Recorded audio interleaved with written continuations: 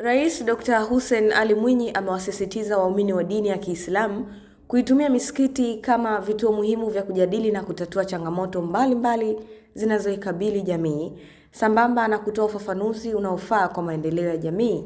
Ameyazungumza hayo leo tarehe 23 Januari 2026 baada ya kujumuika na waumini wa dini ya Kiislamu katika sala ya Ijumaa iliyofanyika katika msikiti wa Ijumaa wa Mfereji wa Wima mkoa wa Mjini Magharibi. Amesema kuwa changamoto zilizopo katika jamii ni nyingi, hivyo tuna wajibu waumini kushiriki kupitia misikiti kwa kuhamasisha michango itakayosaidia familia na jamii duni zisizojiweza. Pia Dr. Mwinyi amepongeza uongozi wa msikiti wa Mfereji wa Wima kwa kuanzisha na kuendesha uratibu wa ukusanyaji wa michango kwa ajili ya kusaidia wahitaji. Katika kuunga mkono jitihada hizo, Rais Mwinyi ameahidi kuchangia shilingi milioni 34 kwa ajili ya kuimarisha mfuko wa msikiti huo, huku akiwahimiza waumini wa dini ya Kiislamu kuendelea kutoa michango yao kwa moyo wa kujitolea ili kusaidia wenzao wenye mahitaji.